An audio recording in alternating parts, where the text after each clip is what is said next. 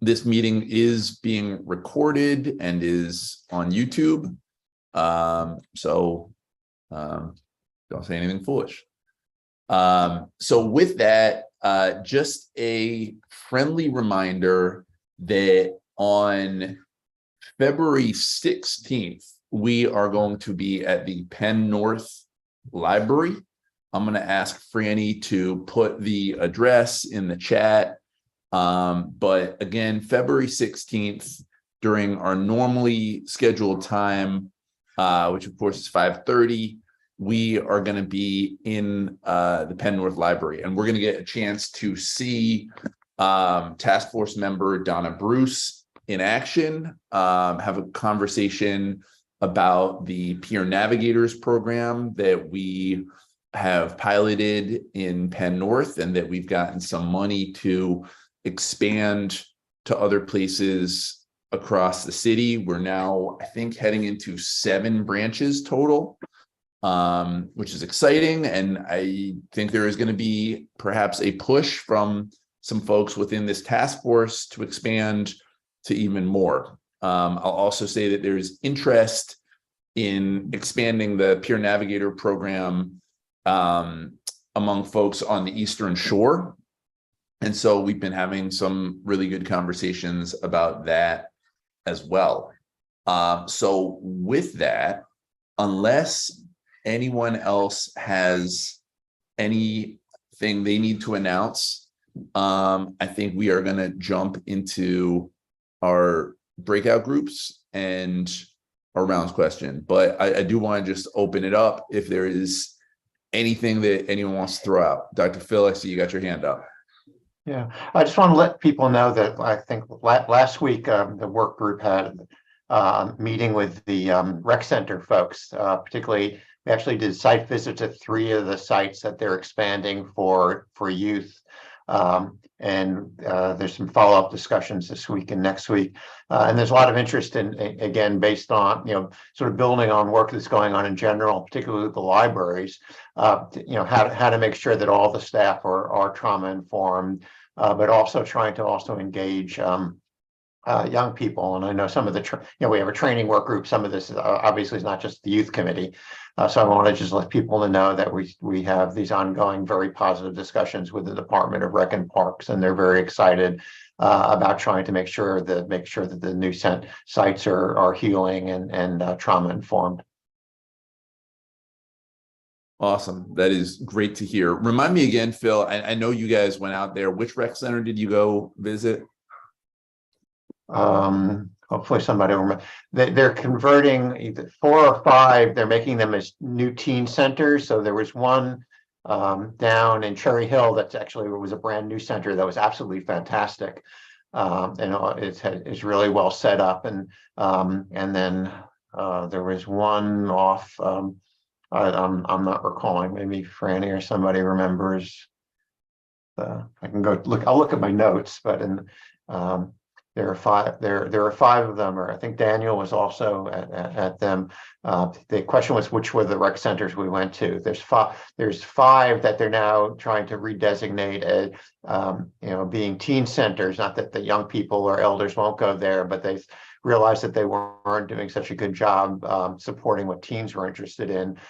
So they're both getting new. I mean, one's a totally new center, but also just sort of putting together some new equipment in new places to try to make sure that these things are more welcoming for the kind of things that older children would be interested in. And also they're engaged. There's a series now of meetings where they're actually meeting with the young people who are attending or would attend in the centers to make sure that they're listening to what kind of things they're doing. And so there's 5 of those meetings that are sort of upcoming that the youth committee is also participating in. And I think it was just really very positive, and there's good things going on, but it's also clear that they need some additional supports in general, but also the issue of the trauma and the making those things that clearly they all recognize that the young people they're serving are they're living in Baltimore, so would hope to be able to make sure, particularly as they hire new staff who are going to be coming on board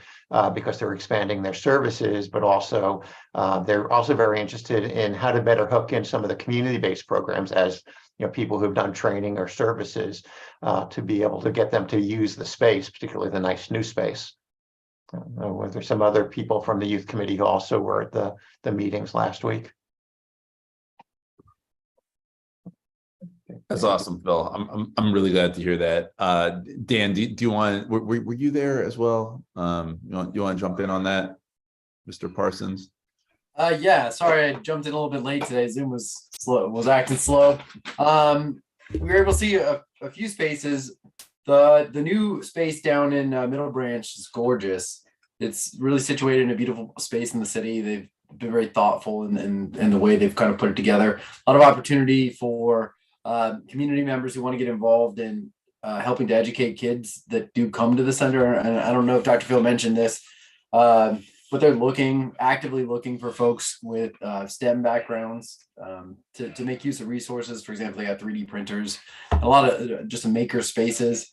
I think the space we saw that has the most room for growth is the space in Bolton Hill. I think they kind of know that, and they're working to do that. But they got an older building. It's awesome. Really, really glad to hear that. There's that partnership is starting to take shape with the task force, and I've also seen the Middle Branch Center. You're right; it's gorgeous and really exciting, and I think speaks to a recommitment to understanding the importance of recreation and parks in the lives of particularly our kids, but just communities in general. I know that for a while, I think the city deprioritized rec centers and cut several under previous administrations, and so I think it's really good to see not just that Recreation Park is like building some new ones, but that they're being pretty intentional, I think, about building them in a way that really serves the needs of kids and is informed by what kids want to see and are open to partnership. And there's some real thought going into it. So really glad y'all got out there, and thank you for doing that. Donna also mentioned in the chat they're remodeling Pratt to be more kid friendly at Penn, and it's beautiful as well. And so hopefully by the time we get over there in February, we'll be able to see some stuff. But yeah, I mean, go ahead, Donna. I'm sorry, guys. Hi, everyone. Yeah, they're going to start remodeling in April. So it won't be remodeled when you come over in February, but we're going to host very well. So that's awesome. And look, I mean, that could be a thing too. Not to go down a rabbit hole, but like where, with the youth group of the task force, we could think about what it would look like to support that as well. Both in the recreation space, but also libraries, as our libraries are really, really, really doing some great work. So, all right, great. And actually, again, one of the things they're going to be doing is getting some of the youth work funds. And they thought the issue that they would want to be doing with the youth work funds is actually raising that issue about how can, getting the youth more involved and how they can become more, do those things. So again, I think there may be some opportunity. I mean, they were very excited about people from the task force potentially being able to support these things and help put together. So again, I think it's a really positive opportunity because the youth then they'll be looking with getting more funds after the summer. So some of the youth could also lead on the implementation and things. And I know both for those centers, but also Corey's been trying to put together some stuff with the rec center that's close by. I think it's a really, again, positive win-win for both the rec centers, for the youth, and for the task force on some of the things that we're doing, because we really have a lot of positive interest and in some cases some new assets that can be generated. That's awesome. All right, fantastic. So with that, we are going to jump into breakout groups. To round the horn question. Franny, what is our question of the day? Our question of the day is, what is the greatest adventure you have ever had? and I'm intending it to be open-ended. So interpret adventure how you wish. Awesome. I feel like is question of the day, is that Sesame Street thing? Or maybe that was letter of the day. I don't You remember. know, it might have, so I'm not the right person to answer that question because we did not have a TV in my house when I was a kid. So I really have no idea about Sesame Street. Anyone else? Do we know? Question, letter of the It was day? like letter of the day or something. I don't know. My daughter's 23, so I don't remember. Bubba, do you I remember? think if it's letter of the day. Was there a letter of the day on Sesame Street? Yes. Yeah, that's what I thought. What was the letter of the day today? Did you watch? I didn't even watch Sesame Street, but I didn't watch it right now, but I'm gonna watch it after I cover my reading log. Okay, sounds good. Go call your reading log. Come on. It's so adorable. No, thanks, Kim. Say goodbye, everybody. Bye. All right. Okay. So greatest adventure. Yeah, and to Mr. Parsons, to Franny, like, I don't know how y'all's parents did that because the TV is like saves my life consistently. Okay, baby, I'll find you somewhere to sit. All right. Franny, if you could, greatest adventure, throw us into our groups.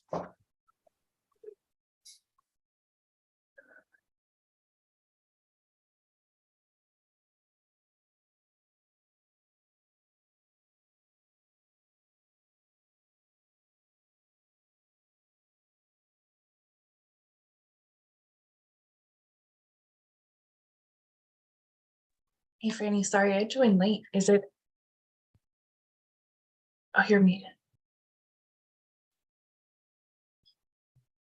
Here I go talking to you and I'm muted. Yeah, I'm gonna put you in a room. I'm going to put you in. I missed the question though. What was it? Oh, sorry. What is the greatest adventure you have ever had? Oh, okay. Okay. Wow, that's hard.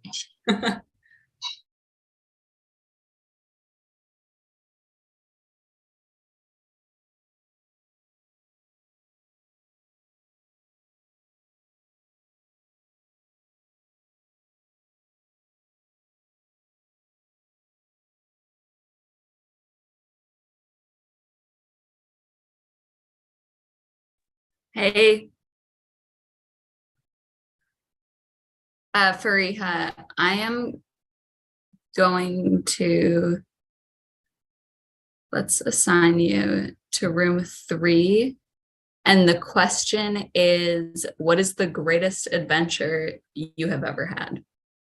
Thank you, Franny. Mhm.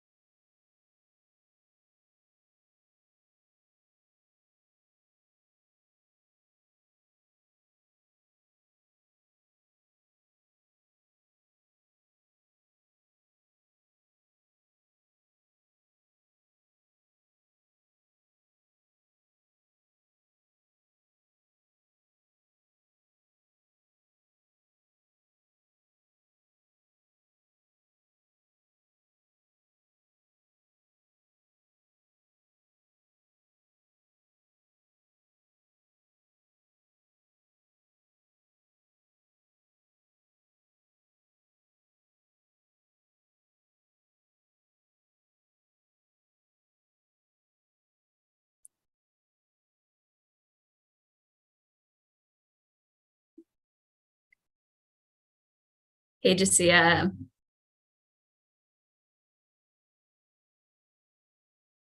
Hey, Panagis.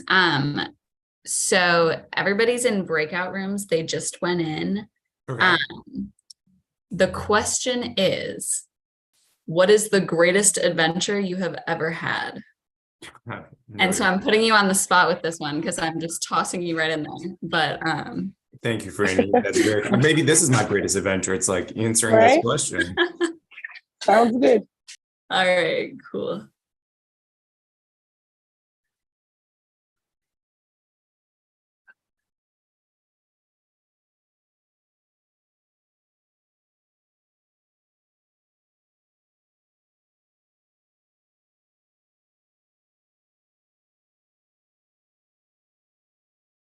Hey, Nika. Hey, how are Hey, you? I'm good. How are you? I'm good. So people are like halfway through breakout rooms. I'm gonna toss you in there, but I might be putting you on the spot a little bit.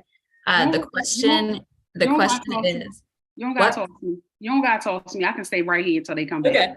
Okay, Thank you. sure.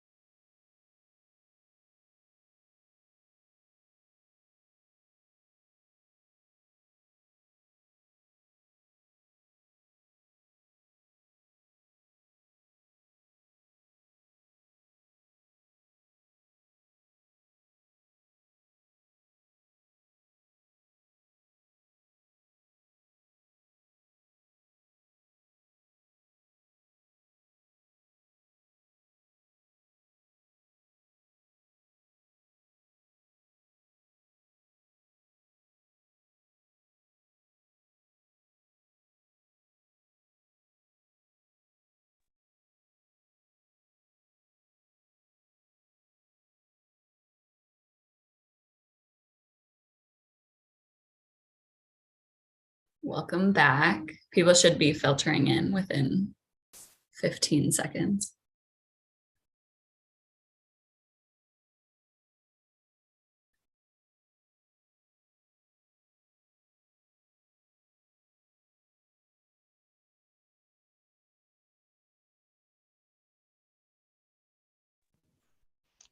Hey, everybody, welcome back. Protest y'all kicking us out of our groups.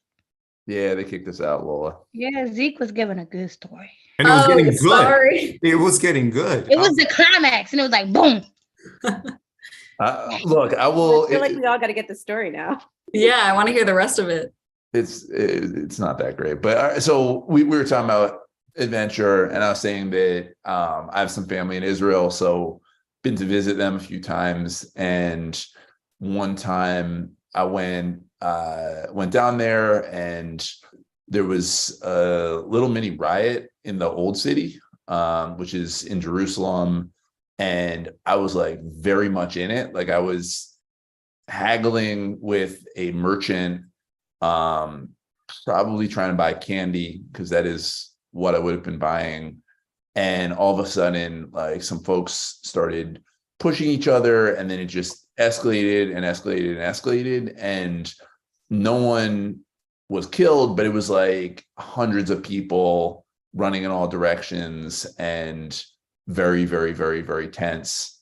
And, you know, I mean, the conflict there is real. And so anytime there's like any conflict like that, you know, you have a lot of people with guns and, you know, it can escalate quickly. So no, fortunately, you know, from my understanding, no one got killed, but it was intense. And I was with my little brother at the time, and he was like 7, I want to say. I think I was, so I must have been like 11 or 12, and it was wild. And I was like cut off from my parents, and that was the last time they sent me into the old city to buy candy. So that's my story. So anyway, all right. Okay, great. So it is 5:53. Before we jump into our groups, our work groups, is there anyone new to the task force? Just to introduce yourself and just share who you are. I'm trying to see if anyone is new. I'm not new. I'm a fill-in. You want to share who you are, Adrian? And my name is Adrian Cisse. I'm the coordinator of specialized health and student services for Home and Hospital for Baltimore City Public Schools. Normally, my director, Dr. Pate, is here, but I'm filling in her stead. Appreciate you being here. You are not a fill-in to us, and Thank you. if ever you would like to come to the Trauma-Informed Care Task Force, you absolutely should. Thank you. Appreciate you. All right.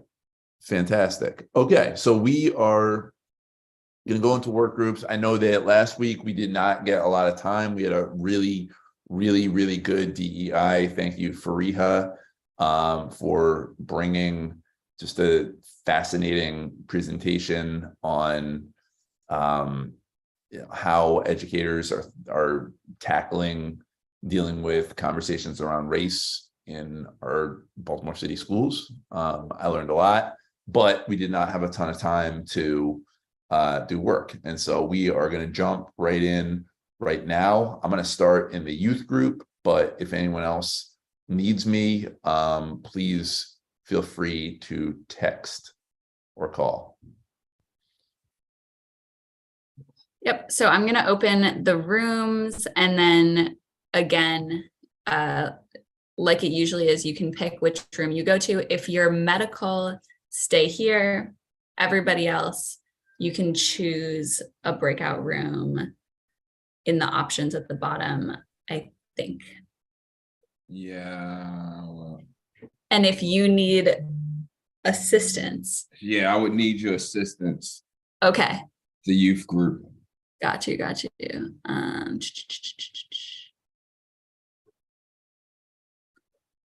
All right. Anyone else not seeing an option or like on their phone? Yeah. Oh no, wait, I see it. Never mind. Goodbye. Okay. All right. And I I think we don't have see no options. all right. What group do you want to be put into? The youth group. Got you. Thanks, girl. Mhm. Is training staying here? Oh, what's up, Mark? Yeah. Hey. No, I'm gonna put you in.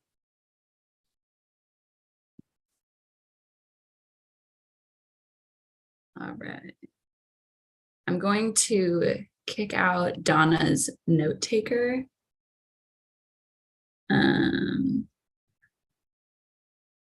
Okay. Oh, wait a minute. I didn't have to do that. I could have just moved her note taker to her room. I'll do that. Also, before we start, Lindsay, is there any way you can send me the email of someone from, was it called Harbor Union? Harbor City Unlimited. Harbor City, yeah. Because I think you had told me that they had seemed to process the invoice correctly. I wanted to double check, so I went through our MPN spending. I didn't see it. So I just want to reach out and make sure they got a payment from us. And if Okay. they didn't, I'm gonna expedite it. Yeah, I can send you the contact that we had there. When we showed up that day, she was just like, I like was so frustrated because I like went to the bank that morning, got money, like broke it down into fives, like put it into envelopes, like bought envelopes, like all this, like this whole process. And I get there and I'm like, all right. And she's like, oh no, we got it already. We're good. I have it all set in envelopes and everything. And I was like, oh really? Like we literally didn't think this would work out in time because it was like, remember it was like the day Right. before. And she was like, no, yeah, we're good. And I was like, Oh, oh, okay. She didn't show me anything. She was just like, yeah. So there's a chance that we paid the invoice before I thought we did, and like I didn't check on that date. okay. So, but I want to make sure we paid them for both sessions. Right. So I'm just gonna email them. Okay. Yeah. And I think they ran out of money. And I know Chris like used some of her own money to like supplement some of the payment. okay. They ran out. They didn't have enough on the second day. Okay. They didn't have enough for everybody. So Okay, she can invoice us then. she was supposed to, yeah, I think she was going to Yeah. send it. So. All right, cool. Okay. Anyway, sorry to Oh, derail, no. but I just needed. No, you're fine. And actually, Freddie, I was just going to ask, like, so there's a meeting next Wednesday that you emailed us all about for the healthcare navigators. Do we need to, Yep. are we supposed to be preparing anything for that meeting or is this just? So some background on that is, basically, the medical subcommittee is going to be involved in the rollout of the mental health care navigators. This is an initial conversation with one church that wants to put up navigators through their community. I'm going to send everybody the Zoom link. So it's going to be a hybrid meeting. So it'll be in person at the church with a Zoom option in case. And it's next Wednesday at 9 a.m., I believe. So I'll be keep an eye out on your inbox for the Zoom link, etc. If you can't make it, that's fine. We just want to have some people from the medical subcommittee to be able to bounce some ideas off with church leadership for their navigators. Okay. Thanks. You said next Wednesday at 9? That is correct, the 25th. And they'll be at Sacred Heart Church. So it'll be at Sacred Heart unless you can't, and then it'll be on Zoom. Zoom option.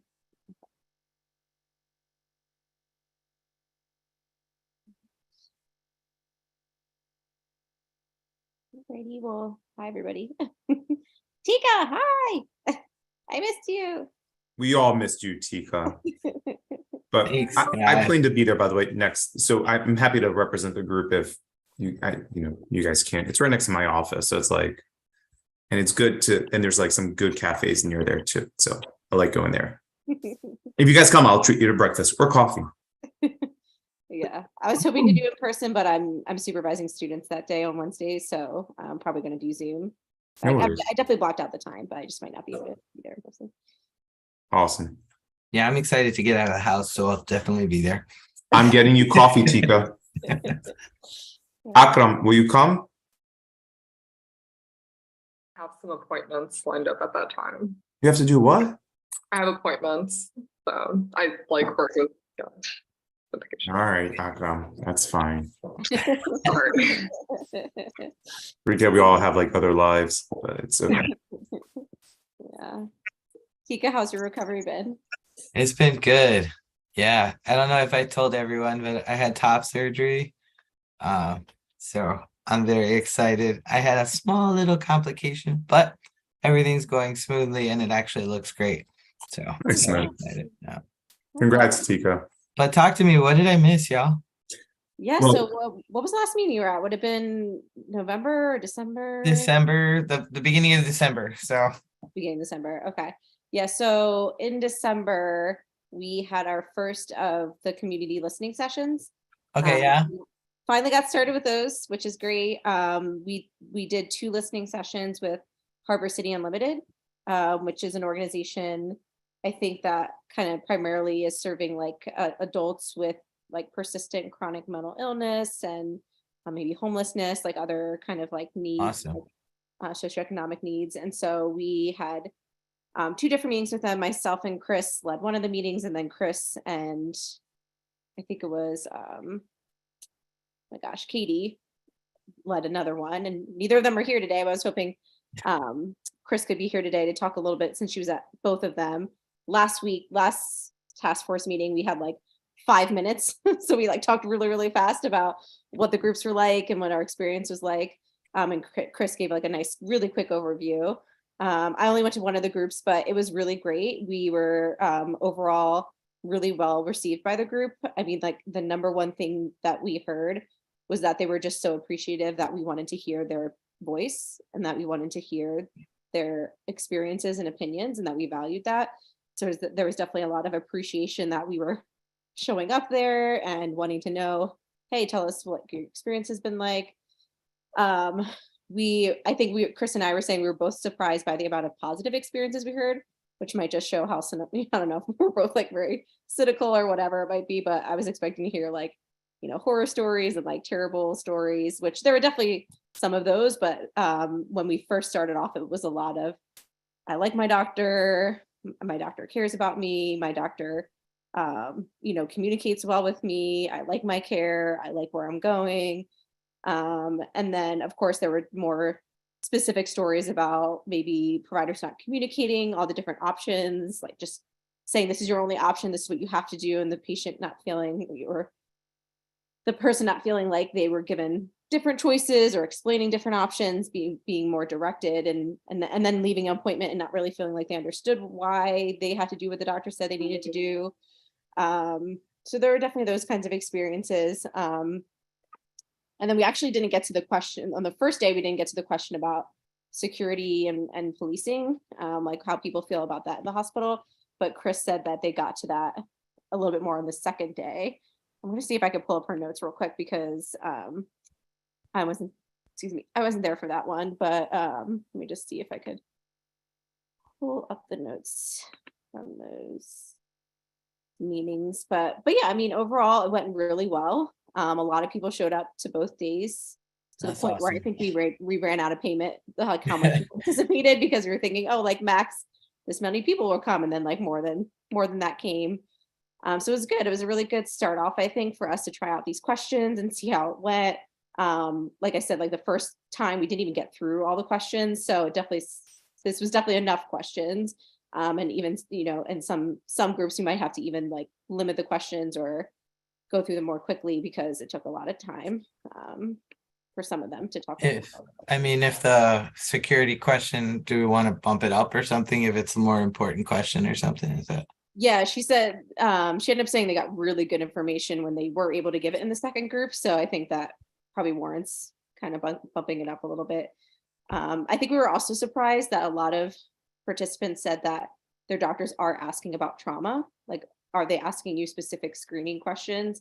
And a lot of them were like, oh yeah, yep, they asked. And we were like, okay, and then what do they do if you say yes? They're like, oh, they offer resources, they offer help. We were like, oh wow, that's really great to hear. Complaints about insurance came up, which I know is something like everybody could complain about that we don't necessarily have control over. Yeah, I got complaints about insurance, but I got complaints too, and I just got a bill rejected for things that don't make sense. So definitely we could all join in that complaint. But yeah, no, it was good. So that's all we've done so far, Tika, is just those 2 sessions. Okay. And this was like kind of toward the end of December. And then of course the holidays happened. And then as we're getting started back in January, people have been reaching out to other organizations to see what we can set up. And I know, so Akram was reaching out. Do you want to tell everybody who you've been reaching out to? And then we were going to talk today about how to kind of maybe go about scheduling with her group. Yeah, so I was reaching out to Dr. K. Sorry, remind me which organization she's a part of. Yeah, I can look it up too. I know, I totally blanked at the moment. Does anyone know offhand what group Dr. K? She gave a speech, or she had a talk earlier, a couple weeks ago. Let me see. Do you know? It's one of the youth organizations, right? It's like, Here, I Healing Youth Alliance. Healing Youth Alliance. Okay, thank you. yeah, that's the one. So yeah, she has like so she gave me like her office hour, I guess, calendar, so we can sort of get slots. They look like they're an hour long, but I let her know that they go up to about 90 minutes. But she just let me know that they would prefer virtual. So we were just gonna discuss and see like what we can do about, our scheduling, and I can reach out to her and let her know the days that would work best for us. And then yeah, we could have, I'm guessing we're doing 2 a week. Is that what it is? Kind of like what you did, Lindsay? It sort of can look like, I think it could be different for every organization. We ended up doing 2 for Harbor City because when we reached out to organize with them and we were telling them about how many people we would look for in each group, they said that they would have like double that amount so that they would prefer 2 groups. So I think they said something like, oh, we'd have like, 25 people or 30 people. And we're like, okay, great. Well, let's break that into 2 groups and we'll meet 2 times. So it really just depends on how many people are part of that group, how many want to participate. Because I would say if it's like 8 to 10, that could probably be just one group. But if it's more than that, you probably want to split it into, multiple sessions. Did she talk at all about how many? She didn't mention how many people would come. So yeah, I'll let her know. I guess it's based off of sizing. But it's virtual, so that should be like really easy for us to do. Right. So yeah, basically how we were scheduling last time is that they, Harbor City gave us some times of what would work for them. So they were like, oh, Tuesdays, Thursdays, either this 2-hour gap in the morning or this 2-hour gap in the afternoon. And then what I did is I just sent out a poll to everyone and I said, hey, if you have time, can you fill this out if you're free any of these times? And then I just looked at, based on what people filled out, who was free. And we look for 2 people per group. So you have 1 leader, 1 co-leader. So 1 person leading the questions, 1 person taking notes. And that worked out between Chris, I, and Katie.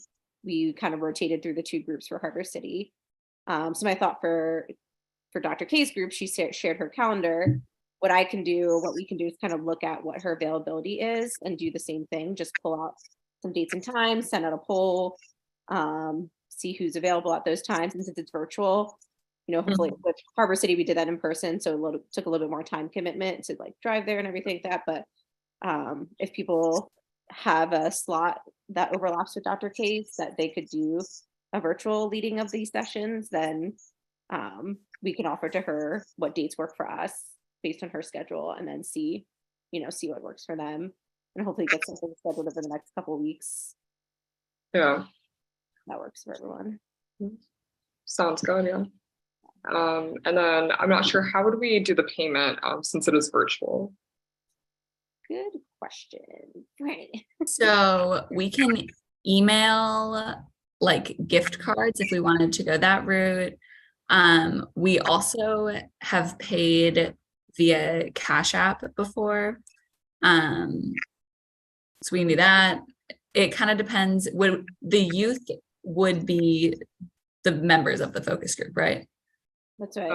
Yeah, I believe okay. So I think it kind of depends on what they prefer. Like, we might run into a similar situation where like not all the youth are gonna have set up bank accounts, so like but yeah, we can do emailed gift cards, we can do Cash App, we can also pay them like the check route, like so kind of whatever they prefer. Okay, sounds good. Do you know what the gift cards are, Franny? Are they just like Visa gift cards or is it like? So that's a good question, and it's up to us. I spoke to Monsi and Morp, and they said if we do Visa gift cards, you know how there's a fee associated with it. Like if we give them a $20 gift card, we would pay like it might be something crazy, like we would pay $25, something like that. That $5 fee or $4 fee or whatever would be counted as part of our stipend budget. So it would reduce the amount of stipends we could provide that we like put in our stipend line item. Right. But it wouldn't, so that's where it would come from. If we did like an Amazon gift card or a other type of gift card that doesn't have fees associated and we could just pay it. Mhm. So it's kind of up to us to decide, but those are the pros and cons. Yeah. Yeah. Let me lower my hand. Sorry. Is there room for a new group to be considered to be added to this? For kind of a conversation around the, health system as well.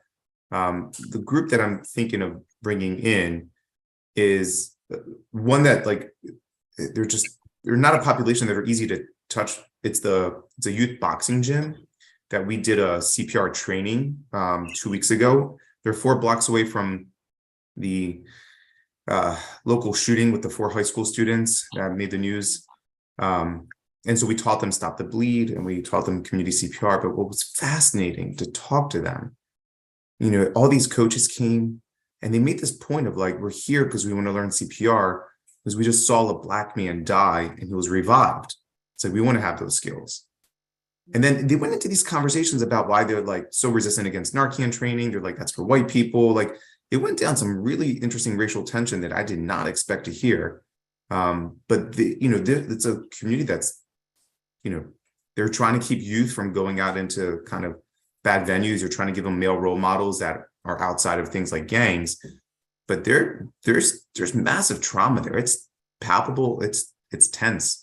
I can't comment on how much it'll discuss with the medical community, but it seems so fragmented from the medical community that even that kind of insight will be good to hear about. So just a thought. And again, these are like young men, right? You're like teenagers, 20-year-olds or 30-year-olds who are probably going to be like really resistant against talking around trauma. But I think we need them to have a voice because they're in it, they're involved in it.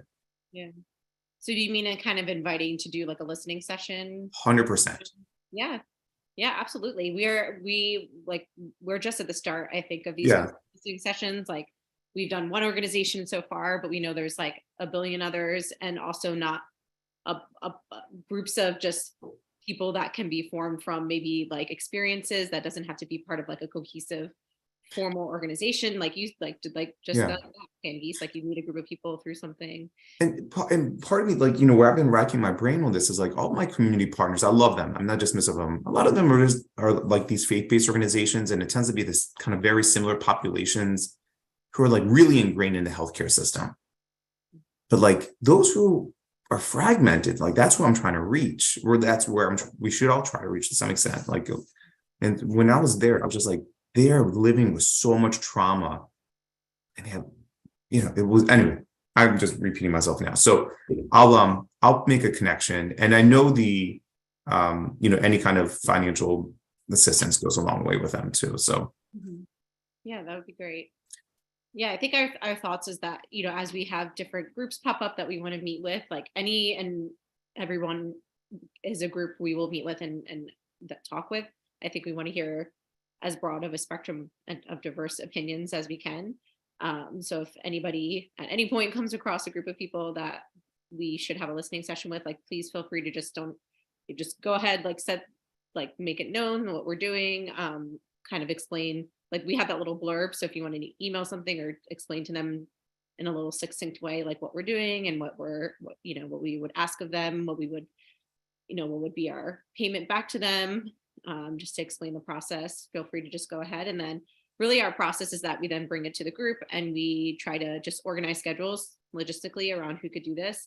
And our hope is that we can all rotate so that it's not like one person having to be present at every listening session, because by the time there are a lot going on, we don't want anyone to start to feel burned out that one person is taking a lot of time out of their schedule to do a lot of them, that we would all kind of rotate through these different listening sessions. And it went pretty easy and well with the interview guide. We really just went through the questions. We listened to what people said. one person just took notes, like we brought a computer, one person just kind of typed up what they heard people saying. And then what one of the things that we created too, and I'm not sure, I think I emailed everybody about this, but just to make everybody aware, we then created like just a Google spreadsheet where we could start to keep track of the groups. So it should be on your Google Drive. And if you don't see it, let me know. But let me see if I can pull it up real quick to show everybody.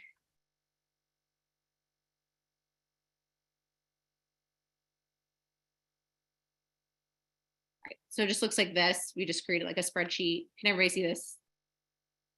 So after you host a group, we would ask one of the people from the group to just go into this tracking sheet, just note the date, the organization or group, how many people were there, who led the groups, and then the site contact. This is the information I'll send you for any of this. It was Hillary Robinson was the woman that we connected with there. And then just any notes in general you wanted to make, but we thought that this would be a good way just to keep track over time, how many groups we've met with, how many people from what different areas. We can look and make sure, are we hitting different groups in different regions of the city? Are we hitting different populations, different ages, different backgrounds? And I shared it with everyone, but if you don't have it, let me know, because I want anyone to just feel like they can go in and update it. You don't have to necessarily like ask me to do it or, send an email about it. You can just go into it yourself and just update it. So yeah, for Dr. K's group, we'll see what time she has open and organize a poll. And then Tanya, I think you were also reaching out to Troy and then the More Than a Shop. Did you ever get any times from him? So I actually wanted to follow up with the group. And so some of the questions that I had are actually being answered by this conversation, because I wasn't sure whether to get dates from him or to get dates from, like, I didn't know who I'd be facilitating with. So I wasn't sure like the best way to go about it, if I should go to him with dates. So I'm open to, it sounds like, I guess it's pretty flexible how we go about it. Yeah, I think what we did with Harbor Cities, we were first, and with Dr. K too, I guess, like we solicited from them, like, well, what times work best for your group? Because, if there's a time that most of the people are usually there, or that most people are usually free, and we could just join in that time one week, then I think that's the easiest way to go about it. And we just got multiple times from them, and then we just looked at what overlapped with our schedules. Okay. So I think just if you want to ask them, can you let us know what days of the weeks or times of the day would work for your group? Okay. And then we can solicit our members and see who would be free during those times. Because it might be you, but it might not work in your schedule. It might need to be somebody else. It doesn't, the people that are contacting these organizations as kind of a lead, it doesn't necessarily mean that you are committed to this group. You're just, everyone's helping to just like facilitate connecting and organizing. And then if you happen to be free at one of those times, great. If not, then we're relying on us as a group to kind of pull together our schedules and see, can we at least get two people, together. Okay. Did you get the sense from them that they would want to do virtual or in person, or? I got the sense that they're open to in person. In person, okay. Yeah, but I think that they're flexible. Is virtual better for our group? I think we've been making it open to the group. Okay. Obviously we did Harbor City in person. It sounds like Dr. K's is going to be virtual. So it really just depends on what the group would prefer, or what'll work easier for them. And I assume different groups will feel comfortable or not with certain formats. So we just, I think we're just trying our best to meet their needs, like whatever they would feel most comfortable doing. That's what we'll do for them, because we're flexible. We can do even more. Okay, I wanted to bring to ask the last meeting that we had, and so I'm glad. I'll give them a call tomorrow and get dates. That'd be great. Thank you. Yeah. Then we have 2 groups in the work, potentially 3 with Panda Geese's suggestion as well of getting set up over the next couple weeks. So that'll be great. We'll keep rolling. And then, if anyone else is contacting any other groups, again, feel free, if you come up with your own ideas of what groups you think could be contacted, just reach out, ask what format they would like to do, what times they would like to do, make them aware of the reimbursement for their participation. And we'll just I think our plan is just to keep it rolling over the next couple months, see how many groups we can get Okay. Does anyone have any like other, I know there's a lot of logistical stuff with these groups. Is anyone? have any- I think my only comment is I'm going to CC you, Dr. G, Dr. Kim, and me, because I go by Dr. G too. I'll CC us and Franny to the email to the Mac Lewis youth boxing gym, and then once they settle a date, we can let the rest of the group know. And again, like, you know, I know with so many of these, it sounds like we're all in agreement. Like there's gonna be a lot, so I don't want to. No one should be burnt out through this. So if you can make them great, if not, no worries. But yeah, you guys, if you guys, so the Mac Lewis gym, by the way, it's the gym from The Wire that got a lot of attention. Yeah, same concept of why it was created years ago, decades ago. But it's they're good people. I mean, they just built a computer lab in there to try to like get these kids jobs and college applications, trying to keep the youth, you know, motivated. It's really good. Anyway, I will send those emails. okay, yeah, that would be great. Love to connect with them. Did anyone have any other groups in mind that they were thinking about contacting, or they think we should be considering that we haven't talked about yet? Yeah, I mean, does everybody know a ballroom, like trans people party ballrooms? Does it? So it's just a gathering of folks and dancing and expressing themselves. So there's a group, like a youth group. They're like between like 16 and like 20 something. But obviously they don't have an email or something like that. So I was just gonna try to pop into one of those and dance around with them and then talk about it, see what they thought. But again, I'm thinking they're leaning more towards like a survey kind of situation versus like get together, because they have limited time in the space to do what they do, right? So like that's probably not going to be the best option. But yeah, Right. Yeah. I'm gonna go in person. No, and Tika, I love that because like, you know, we talk about these groups, which is great because a lot of them are like brick and mortar groups, right? There's a building. There's other strong groups that like don't, you know, like you just brought up, like we need to touch base with them. I mean, there's a strong social cohesion. They just don't have a building, you know, and so Exactly. that's awesome. Well, I'm happy to. I can't dance. I have no rhythm and I have none. But if the dates align, I'm happy to come out. For sure. Yeah, I think that's a great idea. And I know Chris was working on developing the survey. I'm not sure where she's at with it. I know there were some details to be worked out with. We needed to like buy a subscription to have the software. So I don't know. Yeah, I wasn't gonna rush her because there's a lot of parts to that, right? So, I don't know. She was working really hard on like being able to make it voice to text, so you didn't need to have to type. So yeah, there was like a lot of aspects going on there. But I think she had come up with a good plan. She found a really good option, and she was talking to Franny about how to pay for the subscription to sign up for it. So next meeting we can check in with Chris and see where that's at. Because yeah, then maybe we can develop like a scanned barcode or something that for the survey and go places and just have people like, hey, fill out the survey. But I guess the only question I have for the survey is like, would we be setting a cap to it?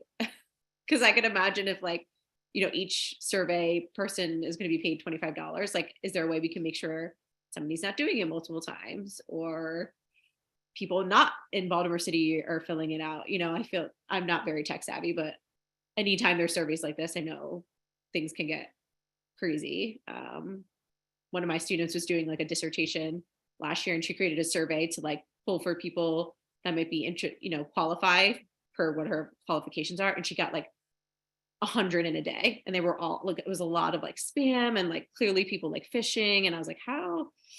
Oh, that's not good. But I have no idea with surveys how you can set it up in a way to not have that happen. So I don't know if we have any tech savvy people here that would want to. Not me. Yeah, I know some, I don't know what program, but sometimes there's a way to set it up where, you know, the computer is aware of like the IP address, but then if people are really smart, then they'll just go on another computer, you know? You can't really, unless you go by email, but then of course people can create, you know, fake emails. So I think that that's something that we really have to think through. Yeah. Yeah. very good thing for us to think about before we were to make the survey live and how we would do that. Franny, do you know, I know Chris had emailed a while ago about like paying for one of the software, like the survey subscriptions services. Do you know if you guys had actually processed any payment for anything? I know she was like looking at some options and sent some ideas, but I didn't know if anything had actually.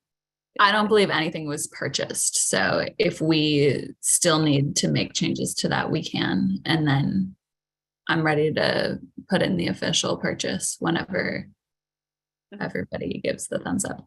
Okay. We were just talking about how, and I don't know if there's any way city government can help with this, but if we do create a survey that not, as an anonymous option, like how would we monitor payment? How would we make sure that multiple people aren't filling out the survey and getting multiple, one person's getting paid multiple times? Like how would yeah. I don't know how it. Yeah, that's tricky. And I can look into whether like other surveys have precautions around that, but I don't know any off the top of my head. Yeah. But yeah, I hope we can find some because that is really tricky. Yeah. Okay. So we'll put that on our to-do list to research and figure out.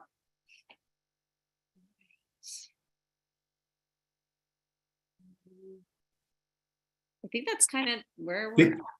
Yeah. Think we're good, right, Dr. Gavin?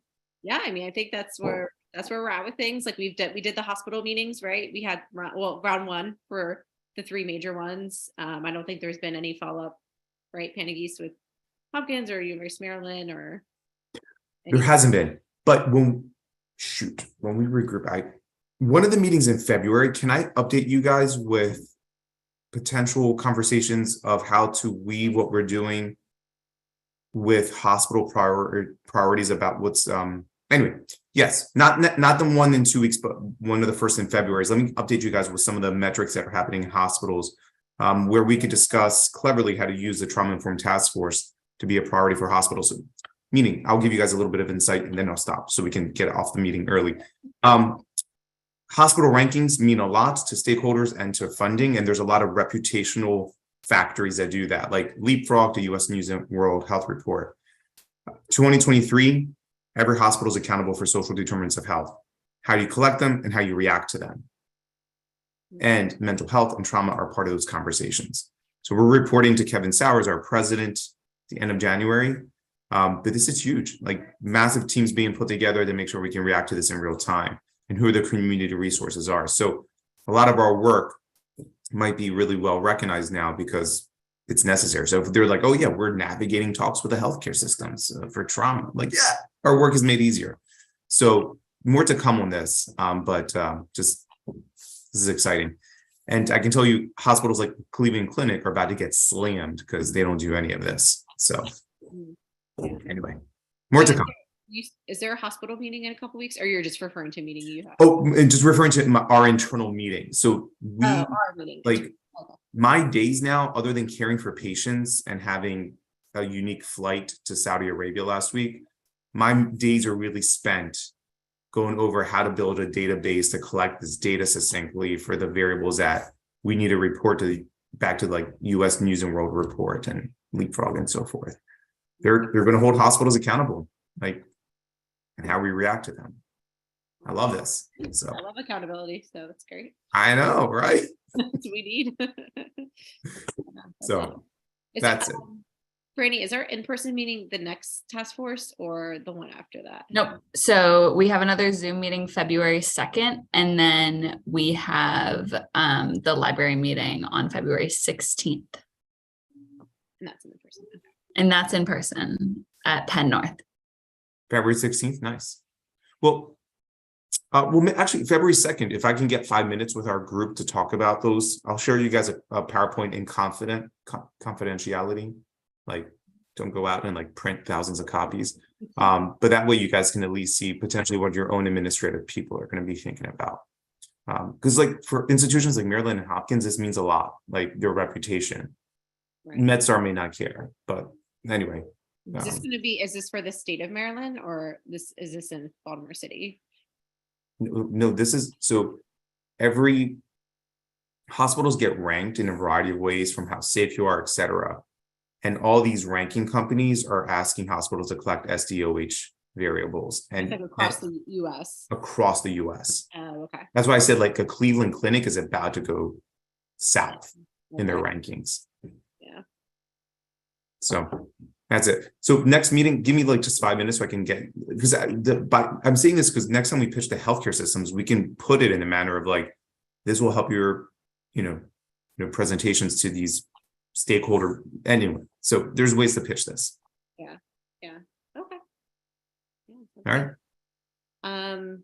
Yeah, I know we have like 25 minutes left, but if we can end early, does anyone have anything else they think we need to talk about, or anything else they want to bring to the group?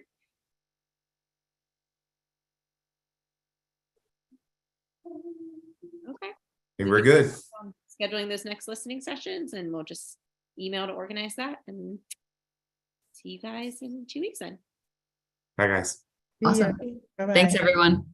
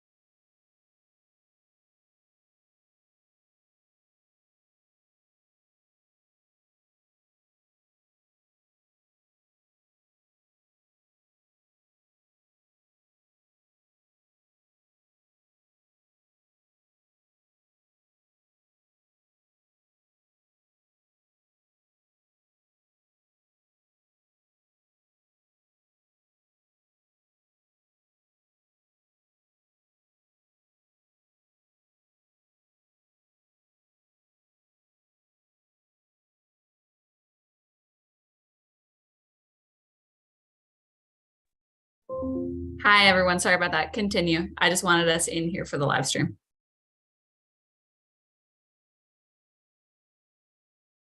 Am I still inside? Yeah, you were mid sentence. Go ahead, Elijah. Okay. So yeah, I think that's a space the task force could fill those gaps, because it's just like if we were in East Baltimore. I used to work at Fort Worthington, and no one, that's up the hill. Then you go down to Monument Street, that's down the hill. Individuals that lived probably closer to a rec center down the hill, but was considered up the hill, would not go down the hill to the rec center. And that's just, the divisiveness in the community. and that affects, our young people. That affects, like, I had students from Sandtown, Winchester, that's right there in Sandtown and Upton. And I said, well, I'll be doing a program at Robert C. Marshall, which is on Pennsylvania Avenue. It's less than a 5-minute walk. And they were like, we can't go there. And I said, well, you don't want to walk? Because I'll give you a ride. These were my students. I said, I'll give you a ride home afterwards. And they were like, no, we've never even been to Pennsylvania Avenue, to that end of Pennsylvania Avenue. And I couldn't believe it, because it's, again, you're talking a 4-block radius. No, but that's super real, right? Like that is how Baltimore is segregated in so many different ways. And it 100%, like that dynamic is, I think any of us who've either been teachers or worked with young people, you are 1000% right that there are just certain neighborhoods that kids from Middle East won't go into. It's just a really complicated city in terms of how particularly young people traverse it, and like those boundaries that on paper seem like they wouldn't even make sense, but when you talk to young people, they're just areas that they go and that they don't go, and it's a challenge, but it's also real. This is a good point. So, with our 20 or so minutes. Oh, I'm sorry. Was someone jumping in? Yeah. So but my question, and I, as a non-Baltimorean, I do accept that as our current reality.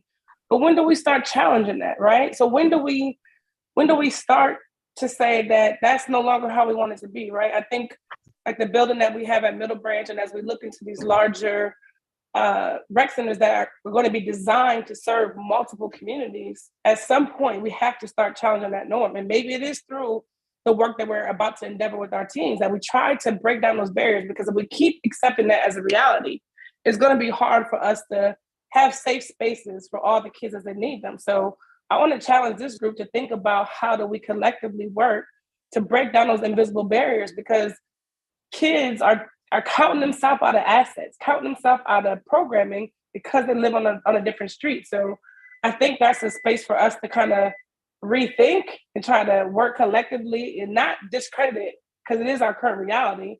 But I believe that collectively that we can solve for it, that we can say, no, this isn't the way. When we think about how we're looking at partnerships and different things to bring it together, we can't keep letting that norm be acceptable. We have to kind of find a way to acknowledge it, but also challenge it, because we want our young people to be in spaces that are safe, that are clean, that are well equipped. And that means we're going to have places like Middle Branch and not a whole bunch of these smaller rec centers that only serve 2 or 3 blocks. Those no longer fit in our narrative. So we have to start challenging that norm.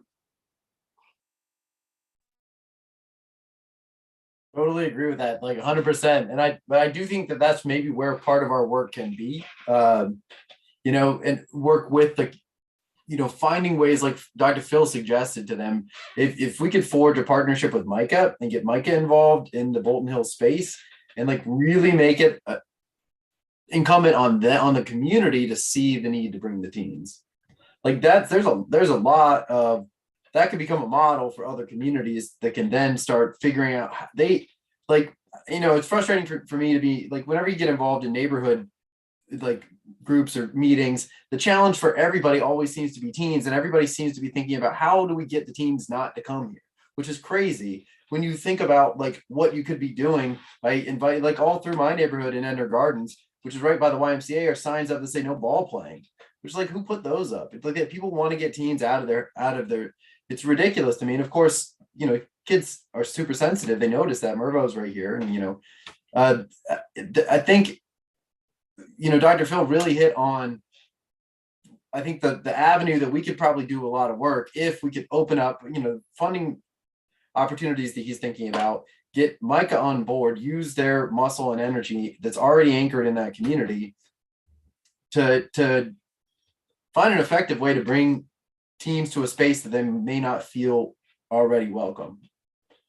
Right. So I hear you, and I definitely agree.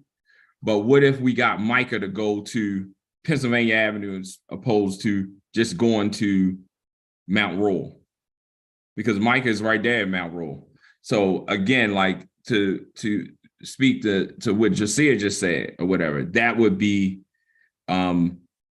challenging the what has become, you know, a social norm for those communities.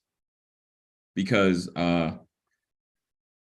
you walk up and down Pennsylvania Avenue, which is considered the biggest art district in Baltimore, or one of the biggest art district in Baltimore, but yet I don't know if any of those murals had anything to do with students at Micah. We have a graduate from Micah. This probably one of the biggest or most famous contemporary artists out there right now. And she just graduated maybe like 4 years ago. She's based in Miami now, but she's had shows throughout Europe. She's done Donna Celli Museum in New York. She's done a lot of things. And she contacted me. I know her family, and she was like, well, I really want to get, when I come back to Baltimore, I really want to get involved with some youth programs. So, I think it's a good idea, but that's work. I think that, again, a space that the task force could be in. But again, these are all examples of bringing together relationships that exist to another relationship we have. It's just that, it's helping making some of the connections, and that there's sort of, as people are saying, sort of low hanging fruit. Not that everyone will work out, but these are all things people want to do, and we can become the connectors. It's not that we're running the stuff, but, Elijah had this connection, we have this other connection. There's also a lot of, Pennsylvania Avenue is the Black Arts District. And there's a lot of people from Baltimore also doing some of those things, although they just may not be working with some of the disconnected youth.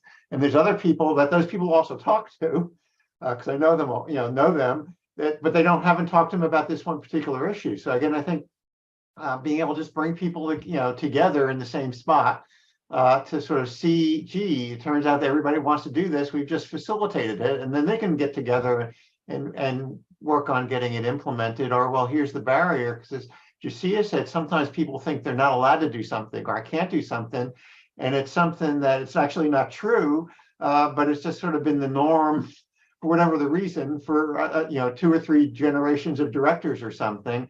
But having a director or chief of staff in the room saying, no, that I don't think that's true. I didn't know you could do that. And when a supervisor says they don't know you can't do that, well, a lot of times people are saying I can't do that because either they're overextended or they don't want to get in trouble. And they need, again, as soon as they hear, well, you could, or actually we'd love you to do that, then they take off with it because it's what they wanted to do anyway. It's just that people are, again, often trying to minimize their, the negative things that could happen to them, or the unnecessary work, because everybody is, pretty much over not adequately resourced and things. But it seems like we've come up with a number of specific things that are at least worth, continuing to talk about, trying to figure out which is, either temporarily or priority. I mean, I don't know a particular grant right now, but if one came out and it was due in two months, then we might say, well, let's work on that because it's due in 2 months. If there's not one, well, let's work on something else and wait till that, the specific announcement comes out. But I know that one of the things that came up with at the site visits with the sites is they were interested in getting more access to the young people, not just to come there, but for the dissemination issues that, people in the school know how to get information out in their school. And one of the, whether it's at the school, the start of the school, some schools have announcements, some schools don't have announcements. There's Instagram or other things that the young people are using themselves. It's sort of networking the people from that geographic area. Again, there's general things that young people do, but it also varies from neighborhood to neighborhood or age. And so getting the people that are doing the dissemination parts with the young people already working with that center, with the center directors, And then, you know, because I think getting information out has come up several different times.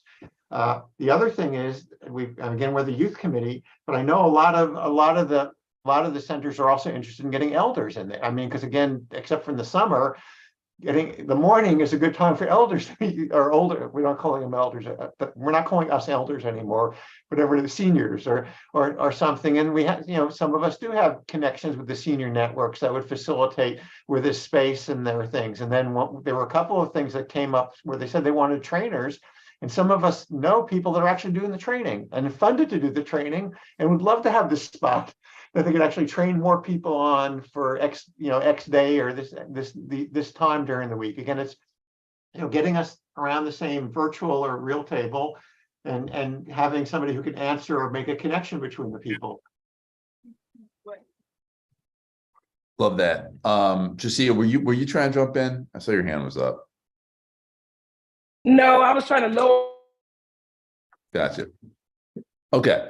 So, all right. It sounds like in terms of next steps, if I could just kind of summarize, one would be outreach to MICA, to pull them into this conversation and support, whether it's the painting, helping to paint Mount Royal or some such thing, getting involved with the kids, but that sort of, to Phil's point, bringing them to the table in some kind of meaningful way, because we know they do a lot of programming. So that seemed like one next step. Does that sound right to everybody?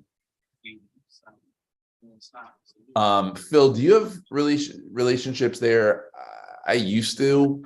I haven't talked to them in a little while. Are you good with some MICA folks? I can track them down. I haven't talked to them for a while on projects, so we've used them on projects before for engaging young people. So could that be a follow-up action? I'll try to follow up and bring together suggestions for one or get their thought about, because again, there's two things. One is they're physically close. One of the sites is very physically close, and that may be a different person who's working from the area of things. And another is we work with a couple of the faculty who have courses on how do you engage young people. That's what their course is about. And the MICA students are getting trained because some of them are going to be going into working with young people. So I think we can approach them on two different ways. One is these are your neighbors, and that's probably going to be the people that are worried, working on the places that are close to us and the neighborhood association kind of contacts. And then there's the substantive contact where, I mean, one of the things we've done in the past is come up with a little bit of money so we could have a prize, and the people had as their course, part of the course, the task for one of their assignments was developing a program for engaging young people. And the one we chose, besides getting an A, the teacher giving them an A, we actually gave them $50 to, as a bonus for us using their training material. So I know that they have a lot of work working with young people as part of the coursework they're doing built into their courses. That again, we've used it. Youth as research. I mean, a number of different groups have used them. I think they've been very effective in the past for figuring out how to use advertising that's really youth focused and generated by youth. Excellent. All right, so Phil, you'll reach out to those. I'll work on that. Thank you. Fantastic. Make sure you send me that because I want to be a part of that. And that was was that you, Isaiah? Isaiah from Youth Action Board. Awesome. So Isaiah team up with Phil to go infiltrate and bring us MICA. The other thing, two other things I heard was Isaiah, you can just put your contact information in the chat so I can make sure I can get to you. Yes, sir. Thank you very much. Sorry, Zeke. Awesome. Nope, perfect. Another thing I heard was, Elijah, in thinking about sort of how do we disseminate information, how do we get more folks in there? And I think, some of the tension I hear is like a little bit of a chicken and an egg of like, young people not wanting to come to centers because they may not have the right programming, or they may not be aesthetically in great shape, or they may not have internet or whatever. And then the other side of that, though, is like just kids not knowing or not having transportation, or the invisible boundaries that we talked about and how Baltimore segregates itself. And so I think there's sort of two things there, but I think one of the things Elijah brought up that I thought was important is some kind of public facing campaign around getting more folks in there. And I think it could coincide really well with the trauma informed care training that we're about to start doing in our rec centers, and just to kind of spread messaging on that. And so I think that's one piece we could think about, is like, what does it look like to do a campaign around getting more young people, particularly older young people like teenagers and whatnot, to get in there. And then the third thing, and I think Jasia or someone had mentioned that we were going to meet with a group of the center directors. And I think Jasia's point was spot on, which is, both, I think, for us to bring our own set of ideas to that conversation and to really hear from them. Because one of the things I find is like, when you've been in the work in a specific place for a long time, like even things that from an outside perspective may not make sense actually do make sense because you're living it and you have the on the ground context. And so I think hearing from those folks would be really helpful. And did I make that up, Jasia, or we're meeting with a group, right? Yeah, as a follow-up, because I don't see wasn't at the as a follow-up of our 3 site visits at the very end, the person from Rex thought it would be really good to bring together the 5 directors and potentially some of the other folks that they're working with along with us to have a discussion. So as opposed to some of the stuff we talked at one-to-one at each of the centers, and we didn't get to 2 of them, we'd be able to have sort of a discussion at the same time. And again, as I pointed out earlier, some of them were actually themselves were further along on an issue. So it wouldn't be, we could facilitate the connections amongst the centers because they don't necessarily, they've been meeting together, but not on, some of these things to do that. And so hopefully we'll find out when the person that was facilitating our site visit will get back to us about when she was setting that up. Yes, I can follow up with Kendra. So that was the person who was leading the tour. She's our chief of program and she leads the teen initiative. So I'll follow up with her about the date for a meeting with the center directors.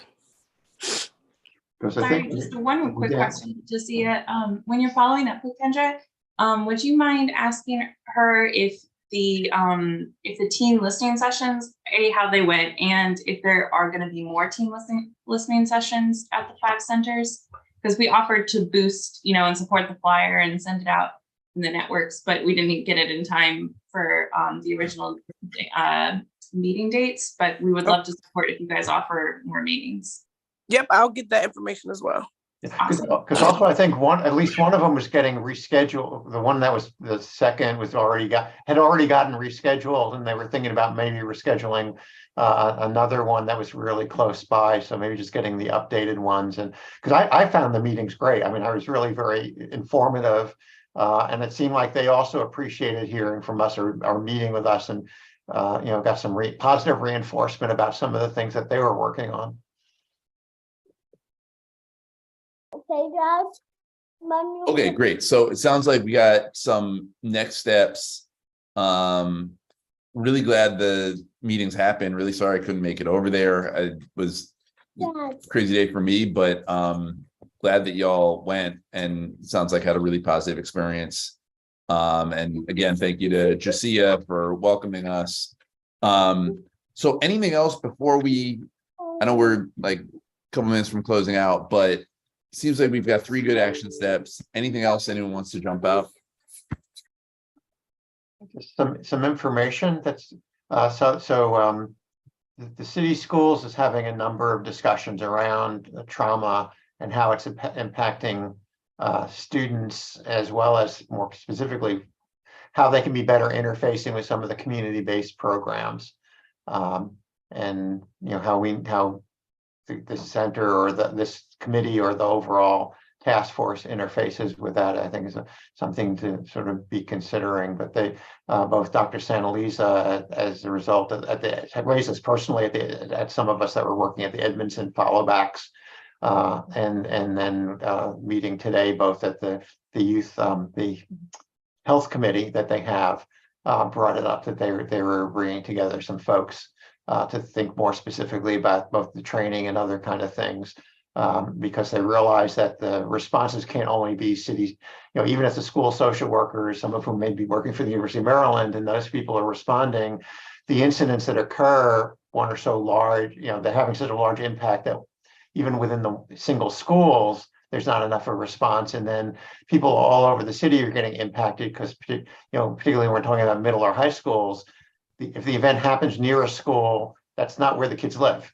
And so how to reach into the assets that may exist very close to where they live, or their after school programs. They go to the school, but they go to an after school program someplace else. So many of the after school programs have been raising the challenge that their students have been directly impacted because they were in class with the person who got killed or who got shot.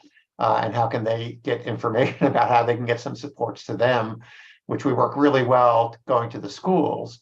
But we don't necessarily have a citywide, it can get jury rigged and things and people come together. So I'm not saying the health department and others don't do it.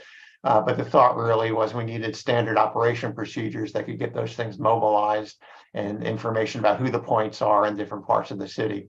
So that's discussions, city schools is coordinating some of those discussions over the next, starting on Monday, but then also over the next month.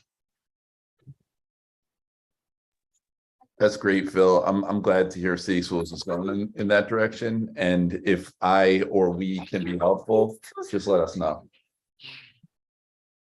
Hey, you. Oh, yeah. Just got a link that Ravens and Bashadi Foundation announced $20 million donation to renovate the Hilton Recreation Center in West Baltimore. I think that's what Josiah was mentioning. Yes, that was our big announcement for today. Good. It'll be a great space. Looking forward to it. That's the one with Aaron Mabin, Josiah? Yeah. Yeah, That's Tori cool. and Tori Smith and the Boys and Girls Club. That's awesome. Really, really, really, really happy for y'all on that one. That's a great, yeah. Slow and steady. We're getting there. Keep doing it. All right, y'all. This was a great conversation. Really appreciate it. Here, push the heart, baby. You can push it. This one. There you go. Thanks for tolerating Ms. Maya over here, and I will see y'all soon. And look forward to all the next steps. All right, thank you, everybody. See y'all. Good night, guys. Bye. I'm the best good woman.